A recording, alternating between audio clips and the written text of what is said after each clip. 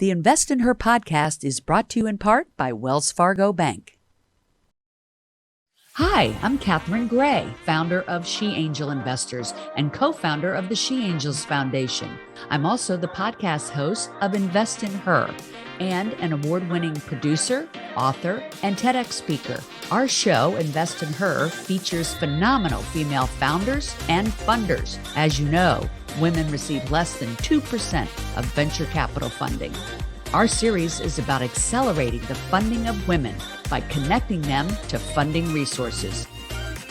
Let's meet today's guest. Welcome to this week's episode of Invest in Her. I'm your host, Catherine Gray, founder of She Angel Investors and co-founder of the She Angels Foundation, and more recently, producer of the new movie, Show Her the Money. And we are all about showing women the money through investment. And so today we have on two fabulous wealth advisors, and they are coming to us from San Francisco today. I'd like to welcome to the show Sandi Bragar and Cammie Doder from Aspiriant. Hi, ladies. How are you? Doing great, Catherine. Thanks for having us on. Great. Well, I was just on your fabulous show, Money Tales, and we had a wonderful conversation. And I can see why you all would be great wealth advisors, because you are so passionate about what you do and so heart-oriented. Like, I feel like you really connect with people. Like, you ask great questions on your podcast. I highly recommend people watch it because it was really interesting and fun to be on.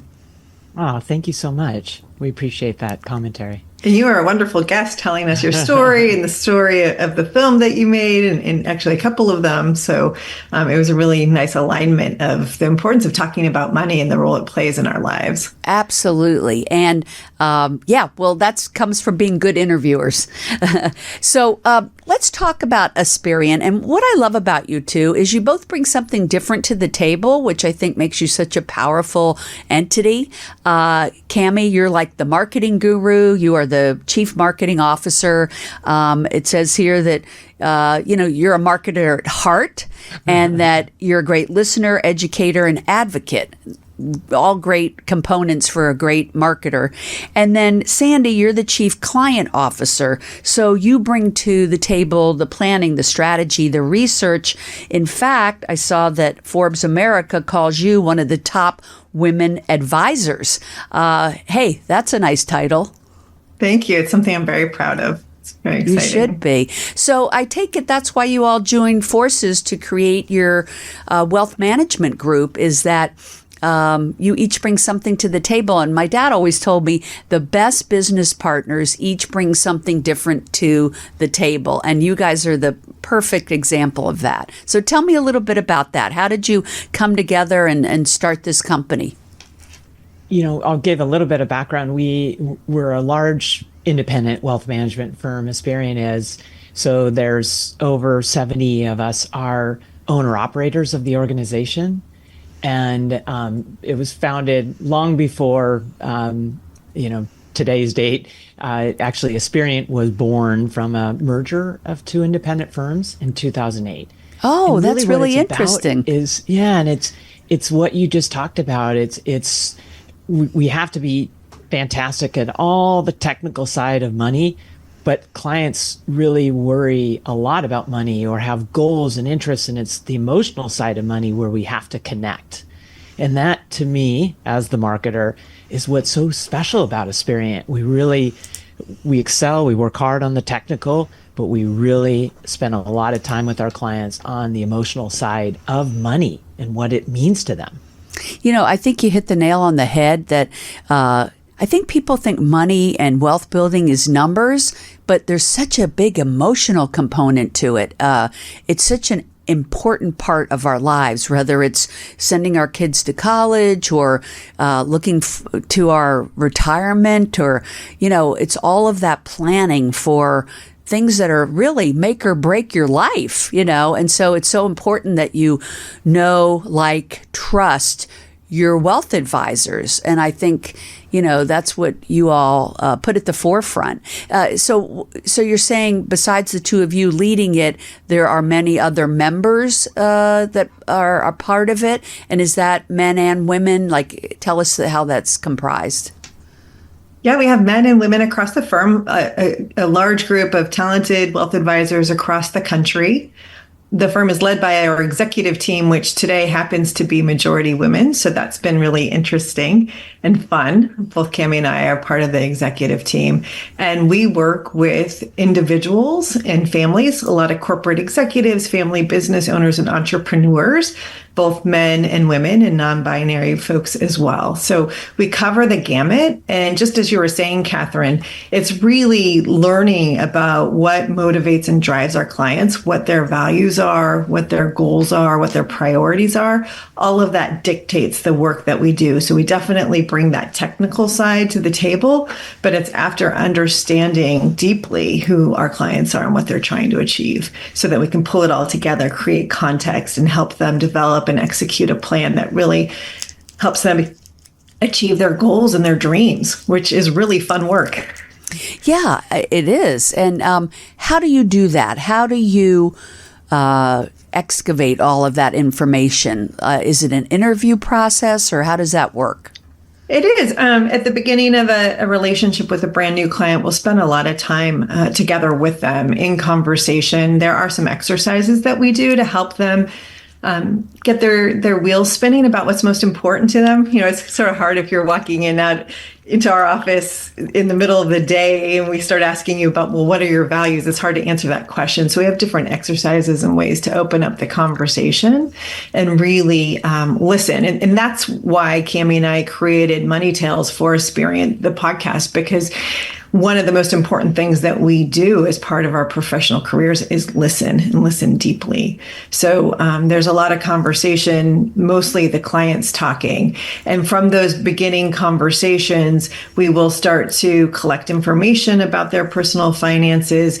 We'll pull that together in different modeling based on all those important things that we heard in the conversations we were having when discovering who they are. And that discovery process continues each and every meeting. Life changes. We don't all stay static and stay the same. So all the planning work we do with clients evolves over time as they do.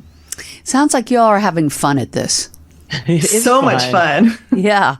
I know it's fun to see people build their wealth. It's fun to meet interesting people.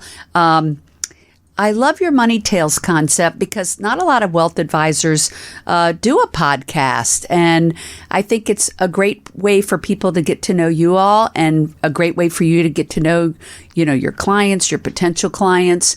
Can you tell me about a couple of your favorite episodes? Oh, that's so hard. That's like asking who your favorite child is.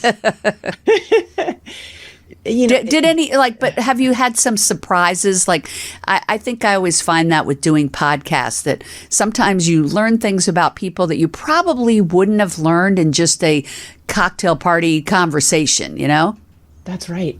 Catherine, what's been really surprising is the intimacy, the relationship you build in a fairly brief conversation, but you're going and you're talking about things that really matter to someone.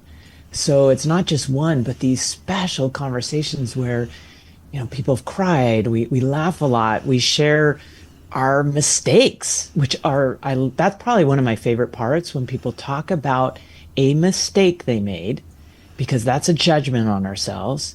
It's really just an opportunity for learning. We probably have all done it or done some version of it. So my favorite are when we really get vulnerable. And also, I'll say selfishly, my favorites are when I'm learning. A lot of times I'm taking notes and I say, oh gosh, that was super interesting. I need to apply that to my life, because that's what it's all about. Absolutely. Yeah, I can get a little more specific with just some examples that have really captured my attention. There is an episode where our guest had survived her husband who died of an illness. And her narrative had been that she really started learning about money as a widow, needing to carry the family on. But in our conversation with her, Catherine, she was sharing all of these things about her life prior to her husband's death. And it was clear that she knew a lot about money, and she was learning along the way, and she was very adept. And that was surprising to her. And that was really cool to bring out in the conversation. And then there have been a lot of conversations about guests who have grown up with the scarcity mindset in many different contexts. One grew up in an immigrant situation in New York City, and she was explaining to us what it was like to work in a sweatshop as a teen and how she was using her money to buy things that seemed, maybe unnecessary to someone at a further distance. She was buying leather jackets. And she explained the reason why she was doing that was because she was working hard and she wanted to have something luxurious for herself that she could pour into and that would symbolize her hard work.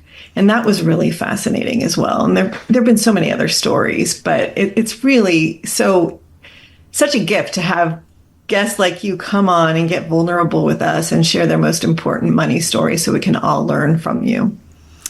It's so interesting that you brought up that story, because the largest transfer of wealth is about to happen, right? And it's going to impact a lot of women. So as we all know, women are coming into trillions of dollars in the coming decade. And what are they going to do with it?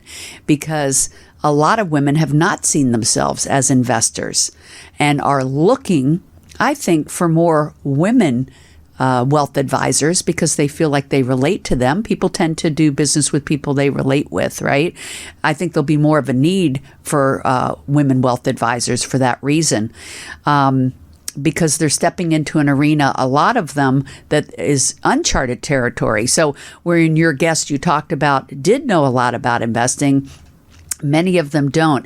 And I think there's, I saw a quote the other day that I just loved. It was about, someone said, I'm finally realizing the what do you call it? The gratification of investing as opposed to spending.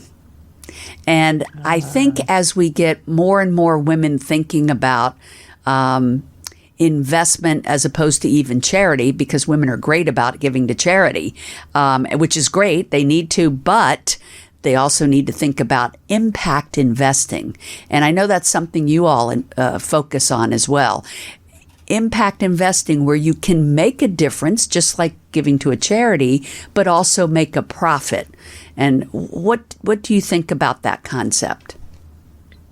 I think there's a lot of different ways to invest. And I think a lot of women that we've met in professional circles have felt shut out of the investment world because there's a lot of jargon that can be utilized, and that's off-putting. But women are wonderful investors. They're investing in themselves. They're investing in their families. And women who haven't had a chance to invest in capital markets usually come up the learning curve so quickly. And there are so many different ways to invest. And all those values and goals and objectives come into play, Catherine. But certainly we've seen many of our clients who wanted to make an impact with their dollars and make sure they're investing in companies that are doing things that they believe in and that they think will make a difference in the world, whether it's to the environment, to social causes, to medical research, technology, all of those things. So it's quite exciting. The investing universe is wide. It's really just a matter of helping clients figure out where they want to be in that wide-ranging universe and what's going to best serve their needs and their perspectives. What impact do you think it's going to have on the world to have all this shift of wealth to women? Oh, I think it's going to be fantastic.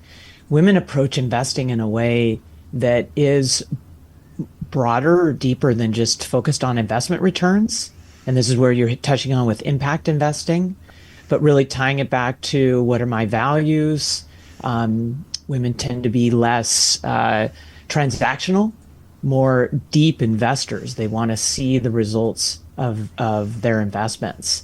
And And I would say another thing what's really important, and I love what you're doing. I mean, Sandi and I are super excited. Everyone out there that's helping educate, empower, provide confidence to female investors, and really break down that, oh, I'm not good at that.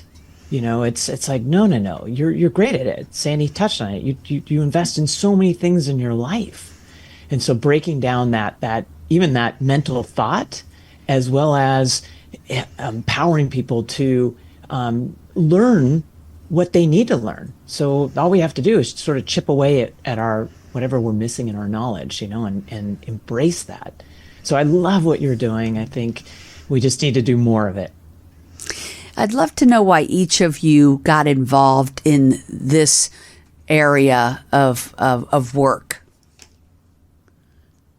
I'll go first. I learned about the planning profession when I was in college, and I was immediately attracted to it. And I think it's because I grew up in a very loving household. My father was an entrepreneur for the early years of my life. My mom was a stay-at-home mother, and money was tight in the household. And there were a lot of arguments and screaming, fighting about money. And that was a big turnoff for me, Catherine. I knew there had to be a better way. So when I learned about the planning profession when I was in college, I knew that's what I wanted to do professionally in my life, is help people have really good relationships with money and see the power and the abundance of money that's out there and what you can do with it. Yeah, I love that story. And I hear a lot of people say that they had a situation where they grew up in that they wanted to change for themselves. And so something positive came out of that, right? And now you help other people do the same. What could be better than that? And what about you, Cammie? Yeah, I was drawn to the wealth management world because it is all about deep relationships and then investing and financial management. I thought that was all just the marriage of those two were so interesting. And then the marketing focus, I love hearing people's stories and helping them through their journey in making a really smart decision. And then I love brand. I think brand, your personal brand, your corporate brand, I think it's super important. So I love that I get to lead Aspiriant's brand out in the industry and think about how do we differentiate? How do we tell our special story? I'm really passionate about that. I love that. Yeah, what a cool space for y'all to be in, because you're doing what you love, you're making a difference, and you're really helping, and I'm going to say women because that's what we talk about on the show today, is helping women to really learn more about their finances, have a trusted advisor that can help take them by the hand and show them the way. I think it's so important with that big transfer of wealth that we have more women in this space helping women. So really grateful to have you all on today. Aspiriant. So you're saying they have advisors all over the country? That's right. We do, yep. Who picked that name Aspiriant, and what does that mean? It's I'll start, Sandi. I was part of the group. It's really about aspiring, what you are, your goals and your dreams. We're here to help our clients achieve their goals and dreams. So Aspiriant and Aspire was a really important part of that messaging. I like that. I think it's a powerful name. And people could get a hold of your company at aspiriant.com, right? Aspiriant with an A for those just listening in and not watching. And how would they find the two of you? Are you both on LinkedIn? That's probably the best place for each of us. We're very active there. And check out our Money Tales podcast on any podcast platform you listen to. Absolutely. And what type of guests do you like to have for those that might be interested on your Money Tales? Catherine, we feel that everyone has an interesting money story. It's just a matter of whether they're willing to share it with us. So if you're willing to share, please reach out. We'd love to have you on. And you do dig deep as to, how people got their investment, education or way of thinking, right?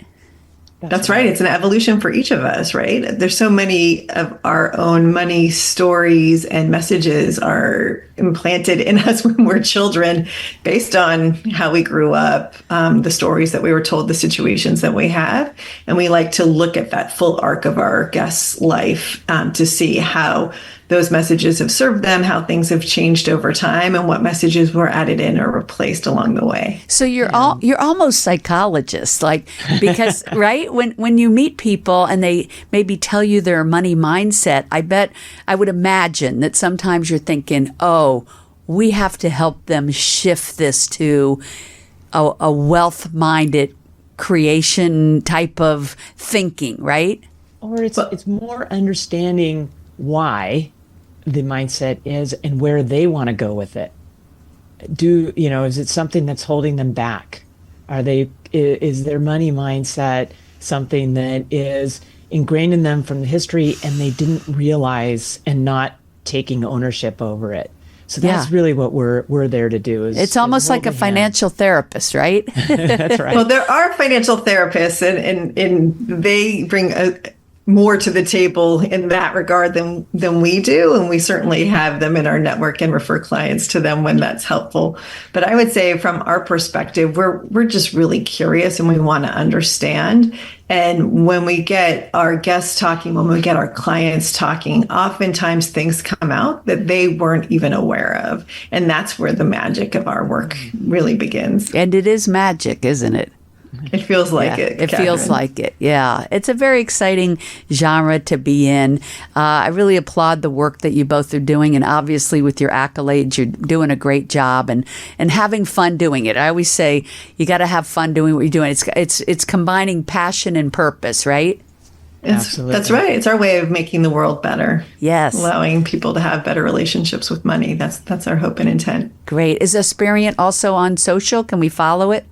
Absolutely. LinkedIn, Twitter, X, and Facebook. Okay, great. Well, follow Aspiriant, starts with an A. Also look on LinkedIn for our listeners, Cammie Doder, that's Cammie, and then Doder. And then, of course, Sandi Bragar. It's Sandi with an I and then Bragar, so that everybody can find you all. I also am on LinkedIn, Catherine with a C and Gray with an A. We would all love to meet up with our listeners wherever you are. We appreciate you all tuning in. You can find them also at aspiriant.com and us at sheangelinvestors.com, where we have also an e-course called 6 Ways to Fund Your Business. We always like to have entrepreneurs know how to fund their business, and then we like to help people become investors in venture capital and angel investing. And you can also find our movie site at showherthemoneymovie.com. I want to thank Sandi and Cammie for being wonderful guests today from Aspiriant. Thanks so much for the educational conversation, and anybody looking for wonderful wealth advisors, they're your go-to. Thanks so much for tuning in, everybody. Remember to invest in her and make it a great week. Thanks, ladies.